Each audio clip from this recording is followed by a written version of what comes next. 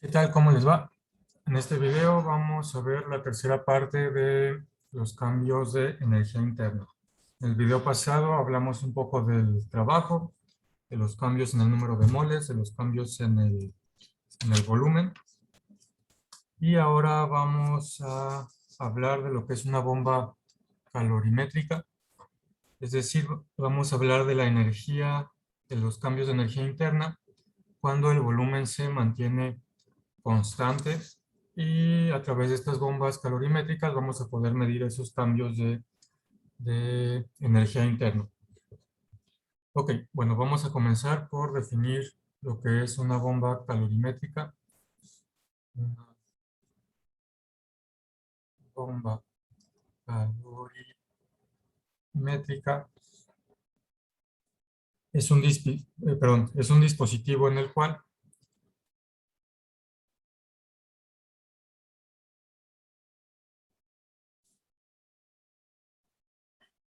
se mide la cantidad de calor que es liberado o absorbido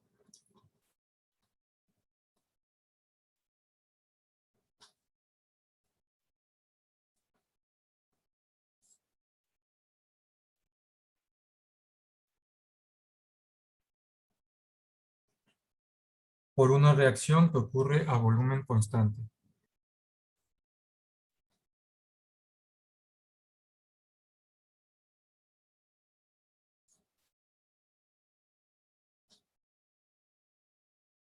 Como ya les había mencionado, en estos temas es importante ver si estamos hablando que la reacción ocurre a volumen constante, a presión constante o temperatura constante o cuál combinación de esas, porque debido a eso las ecuaciones que podemos usar son ligeramente distintas y si no nos fijamos en eso podríamos obtener un error en los cálculos que hagamos.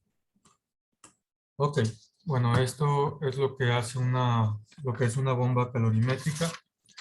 Es este dispositivo en el cual nos permite medir la cantidad de calor que es liberado o absorbido por una reacción que ocurre a volumen constante.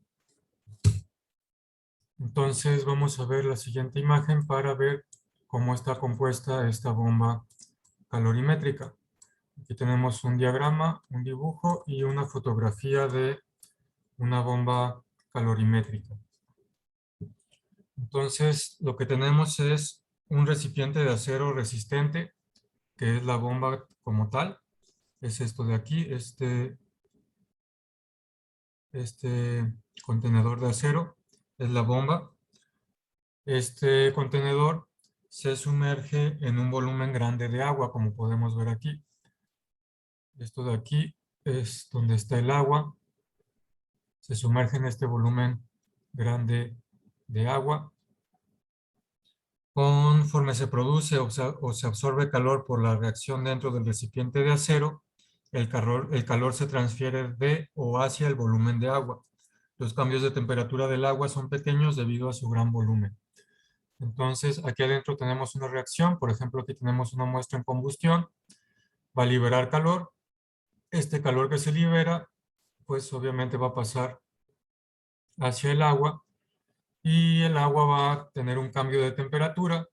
Ese cambio de temperatura lo medimos con este termómetro y como conocemos el calor específico del agua y conocemos la capacidad calorífica del calorímetro de la bomba, entonces podemos calcular el calor que se desprende o se absorbe con esos cambios de temperatura del agua, con estos delta T de temperatura que podemos medir. Y con fines prácticos, los cambios de energía, bueno, aquí hace falta mencionar, este recipiente externo es aislado para que no escape calor del agua, es un recipiente aislado, este de aquí. Tenemos aquí la vasija donde tenemos la muestra. Hay un recipiente de acero afuera que contiene al agua. Este recipiente de acero exterior contiene el agua y después tenemos el aislamiento. Y el calorímetro está aquí adentro y aquí está el agua. Y estos cablecitos de acá lo que sirven es entran calorímetro y sirven para, en el caso de que queramos hacer combustión, generar una chispa y prender la mezcla de compuestos que tengamos. Ok, son estos de aquí, son estos alambres de ignición. Y bueno, ese es el calorímetro. Como les digo, con fines prácticos, los cambios de energía asociados con las reacciones se miden a volumen y temperatura constantes. Volumen igual a constante, temperatura igual a constante. Estos cambios se miden de esta forma con estas bombas calorimétricas. Ok, y en el caso de este dispositivo, no se realiza trabajo cuando una reacción se lleva en una bomba calorimétrica, aunque intervengan gases, porque el volumen no cambia. El volumen de mi bomba calorimétrica es constante, entonces el volumen no cambia. Y entonces los cambios de energía que ocurren en este tipo de dispositivos son sin que se realice trabajo. No se realiza trabajo, no se realiza trabajo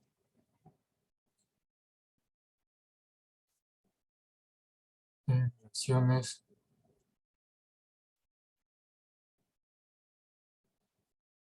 dentro de este dispositivo.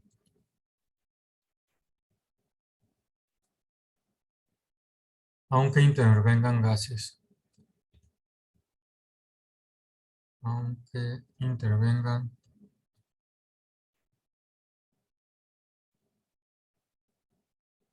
gases. Y como les digo, esto sucede así debido a que el cambio de volumen es igual a cero, es decir, volumen es constante, no hay cambio de volumen. Y si no hay cambio de volumen, el término P por delta V es igual a cero. Trabajo igual a menos P por delta V es igual a cero porque delta V es cero.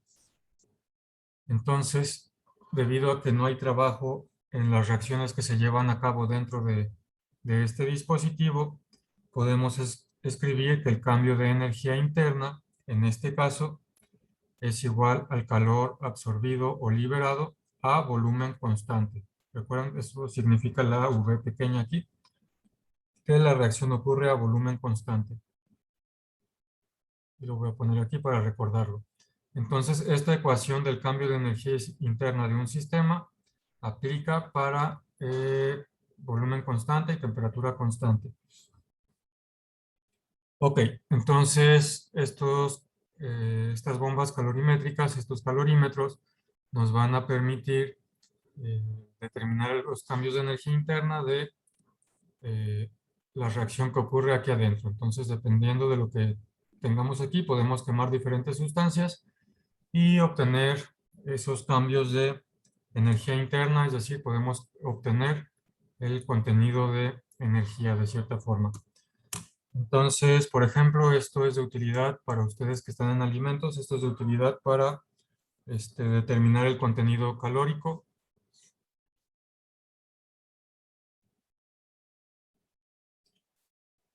Determinar contenido calórico de un alimento.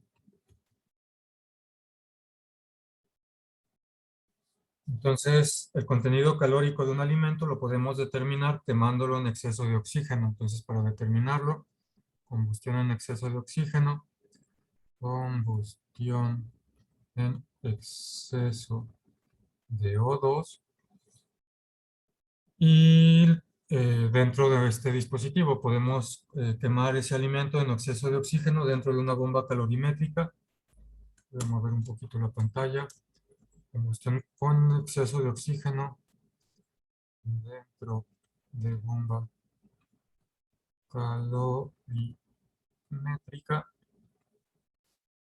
Y midiendo este calor que se desprende durante la reacción, podemos medir la cantidad de energía o el contenido calórico que tiene ese alimento. Entonces, a través de esta medición de cambio de energía interna, podemos determinar el contenido calórico, las calorías que contiene ese alimento. Solo para hacer la comparación, una caloría nutricional es igual a 1 kilocaloría, y 1 kilocaloría es igual a 4.184 kilojoules. Entonces, usualmente, probablemente ya lo sepan, la caloría nutricional a veces, antes sí se utilizaban kilocalorías en los empaques de alimentos, kilocal, pero últimamente han estado utilizando nomás le dicen caloría, kilocal, y le dicen nomás caloría, a veces con C mayúscula. Entonces, una caloría nutricional es igual a 1 kilocaloría en el sentido termodinámico, y 1 kilocaloría es igual a 4.184 kilojoules de energía. Entonces, estos calorímetros, estas bombas calorimétricas, son útiles para determinar el contenido calórico de alimentos. Ok, vamos a ver un ejemplo de esto, de una bomba calorimétrica y la combustión de etanol. Vámonos para acá. Ok, tenemos el siguiente ejemplo. Una muestra de 1 gramo de etanol, C2H5OH, se quemó en una bomba calorimétrica cuya capacidad calorífica es de, entonces voy a escribir aquí los datos, 1 gramo de etanol. Tenemos que la capacidad calorífica de la bomba calorimétrica es igual a 2.71 kilojoules por grado Celsius. Y me dicen que la temperatura de 3000 gramos de agua, tenemos masa de agua, masa es igual a 3000 gramos de agua, masa agua. Y me dicen que la temperatura subió de 24.284 grados Celsius a 26.225 grados Celsius. Entonces quemamos este gramo de etanol dentro de la bomba calorimétrica. La temperatura de 3000 gramos de agua subió de 24 grados a 26.2 y me dicen que determine el delta E de la reacción en joules por gramo de etanol. Bueno, aquí ya tenemos 1 gramo, entonces lo que calculemos pues va a estar en base a ese gramo de etanol.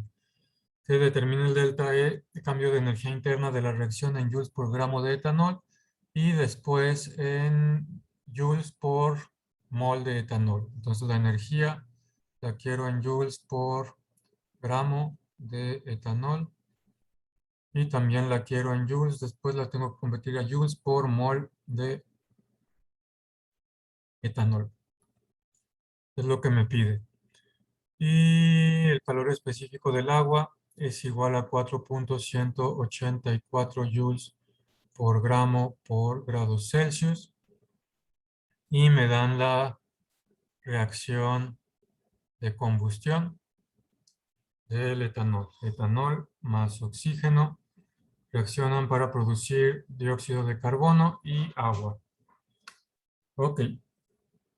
Entonces, bueno, vamos a resolver este problema.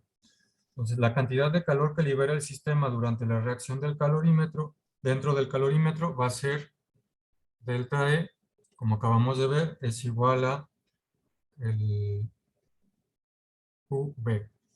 Es igual a este calor absorbido, o en este caso desprendido, porque es una combustión, es una reacción exotérmica.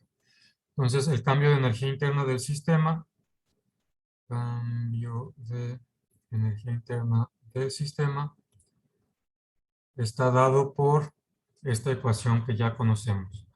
Delta E es igual a QV, porque estamos dentro del calorímetro, es a volumen constante. No se está realizando trabajo, solo depende de la cantidad de calor que desprende el sistema. Ok, entonces esta cantidad de calor liberada va a ser igual a la cantidad de calor que absorbe el agua y el calorímetro. Entonces, la cantidad de calor liberada por la reacción,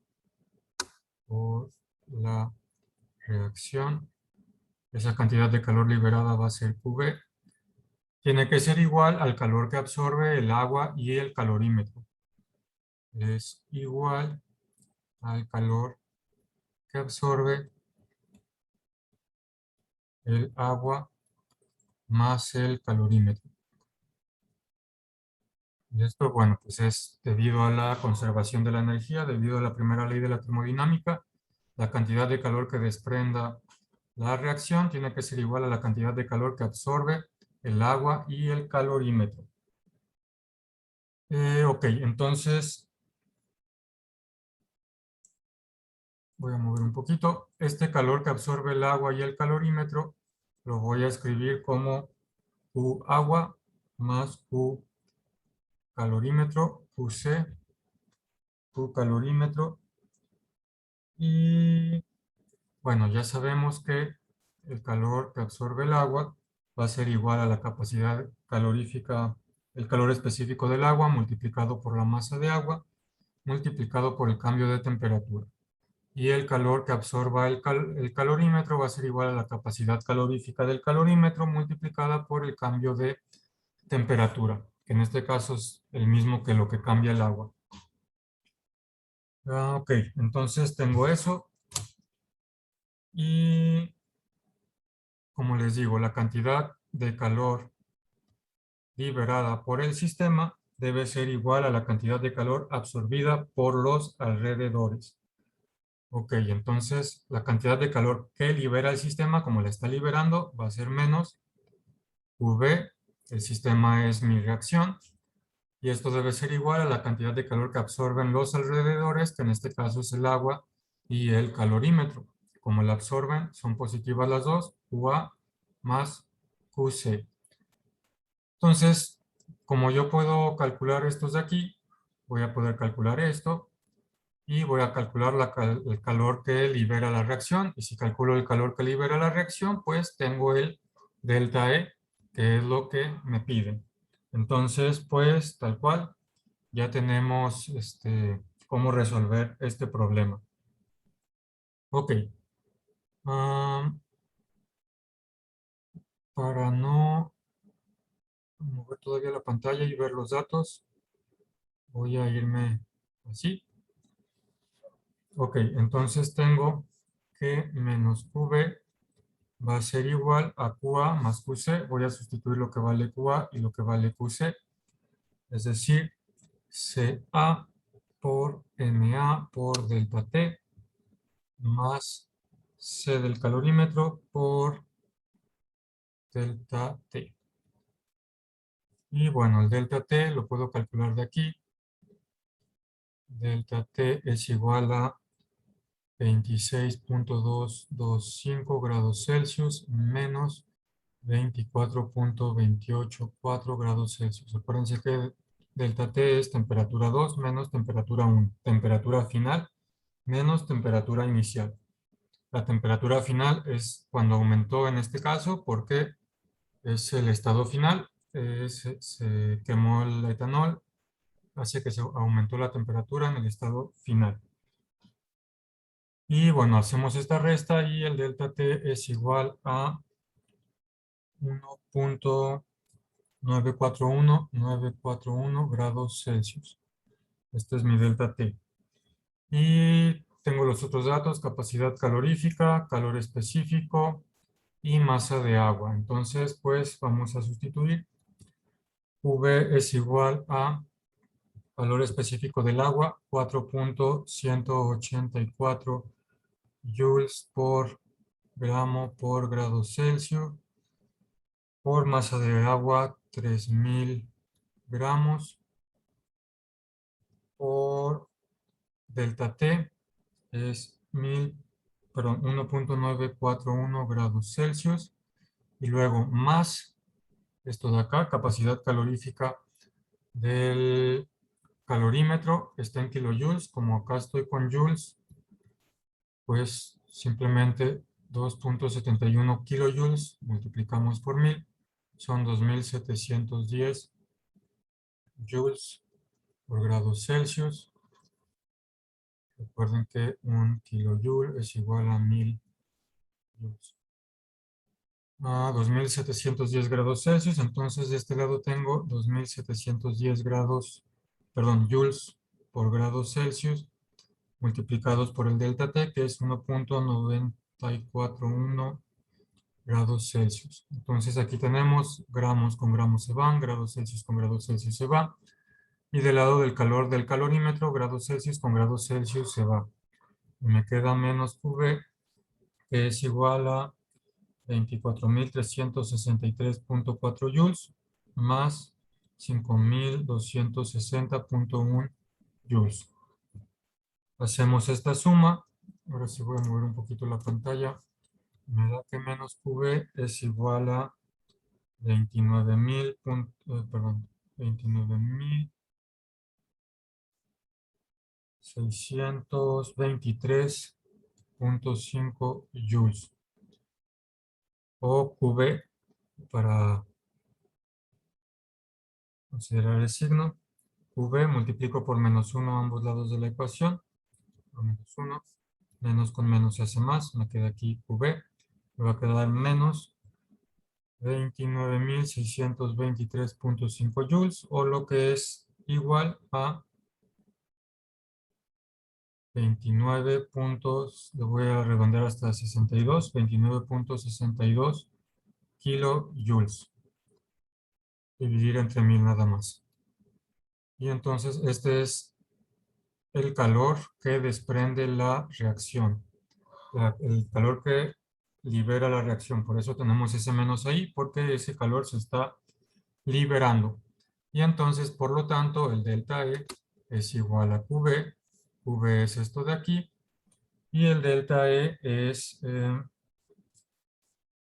menos 29.62 kilojoules.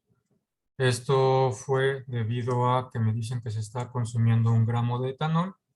Entonces, este cambio de energía es debido a 1 gramo de etanol. Este delta E es igual a menos 29.62 kilojoules por 1 gramo de etanol.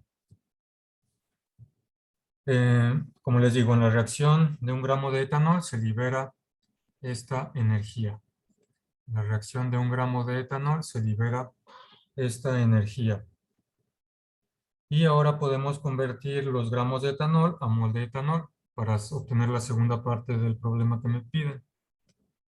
Convertir gramo de etanol a mol de etanol. ¿Cómo lo convertimos? Pues lo podemos convertir utilizando la masa molecular como factor unitario, porque recordemos que la masa molecular es masa entre número de moles y la masa está en gramos, es gramos sobre mol. Entonces podemos utilizar la masa molecular como factor unitario para convertir esto a energía por mol de etanol. Ok, entonces para eso, como ya estamos acostumbrados, necesitamos la masa molecular del etanol. Entonces el elemento, voy a hacer mi tablita, que saco los datos con la tabla periódica, con la masa atómica. Tengo carbono, hidrógeno y oxígeno. Casi siempre pongo los valores redondeados, en este caso los voy a poner de forma más precisa, porque el resultado de aquí lo vamos a considerar para una comparación que vamos a hacer en el siguiente tema. Entonces, en este caso, si quiero una medición un poco más precisa, el carbono pesa 12.011, el hidrógeno pesa 1.0078 y el oxígeno 15.999.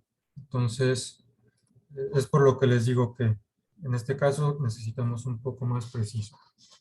Y la masa molecular del C2H5OH es igual a 2 por dos átomos de carbono, 2 por 12.011, más 6 de hidrógeno, 6 por 1.0078, más 1 de oxígeno, 15.999. Hacemos esto en la calculadora y me da, redondeado hasta centésimas, 46.07 gramos sobre mol. Esta es la masa molecular del C2H5OH. Redondeado hasta centésimas, 46.07 gramos sobre mol. Y bueno, entonces ya puedo convertir el delta E en mol por mol de etanol, por mol de etanol, va a ser igual a los menos 29.62 kilojoules por gramo de etanol. Esto lo voy a multiplicar por el factor unitario que saco de la masa molecular. Quiero eliminar gramos, los gramos los voy a poner arriba. 46.07 gramos de etanol equivalen a un mol de etanol. Y entonces, gramos de etanol con gramos de etanol se eliminan. Me van a quedar unidades de kilojoule por mol de etanol. Hago esta multiplicación, menos 29.62 por 46.07, me da menos 1365 kilojoules por mol de etanol. Kilojoules por mol de etanol. Ok, entonces esta es delta E, es igual a menos 1365 kilojoules por mol de etanol. Este es el resultado que me piden en moles de etanol. Entonces ya arriba lo calculé por gramo de etanol y ahora ya por mol de etanol. Y bueno, entonces ese sería este ejemplo. Después de resolver este ejemplo, deberían ser capaces de resolver ejercicio 67 y aquí se me fue, y 66. Ejercicio 67 y 66. Y una cosa que se me pasó en el video pasado, que resolvimos el ejemplo 15.14, ejemplo 15.14, después de que hayan resuelto ese ejemplo 15.14 del video, perdón, 15.13 del video pasado, después de ese ejemplo, deberían ser capaces de resolver los ejercicios 77 y 78. Eso se me olvidó mencionarlo el video pasado. Entonces, en la siguiente tarea que va a estar ahí en el Classroom, después del ejemplo 15.13, podrían resolver el 77 y 78. Y después de este ejemplo que acabamos de ver, podrían resolver el 67 y 66. Ok. Una cosa más con este ejemplo. Aquí tenemos la energía por mol de etanol. Ya ven que muchas veces nos la piden también por mol de reacción. En la ecuación química balanceada tenemos que C2H5OH líquido más 3O2 gas reaccionan para formar 2CO2 gas más 3H2O líquido. Entonces, en la ecuación química balanceada interviene un mol de etanol, por lo que podemos escribir un factor unitario de que un mol, bueno, esto ya es, como les digo, esto ya es aparte. Un mol de etanol equivale a un mol de reacción. Entonces, si quisiéramos convertir esto a mol de reacción, convertir a mol de reacción, pues hay que hacer el factor unitario. Recuerden que el mol de reacción hace referencia a los coeficientes que tenemos aquí. Un mol de reacción equivale a un mol de etanol. un mol de reacción equivale a 3 moles de oxígeno, un mol de reacción equivale a 2 moles de CO2 y un mol de reacción equivale a 3 moles de H2O. Como nosotros estábamos con cantidad de etanol, entonces el factor unitario que me sirve es el de un mol de etanol equivale a un mol de reacción. Y puedo utilizar esto para convertir el resultado a mol de reacción. Entonces, en este caso, como el factor es 1 a 1, pues va a ser el mismo. La energía es igual a menos 1365 kilojoules por mol de etanol. Lo multiplico por este factor unitario. Un mol de etanol arriba para que se elimine con mol de etanol abajo. Y equivale un mol de etanol a un mol de reacción. Y entonces, mol de etanol con mol de etanol se elimina.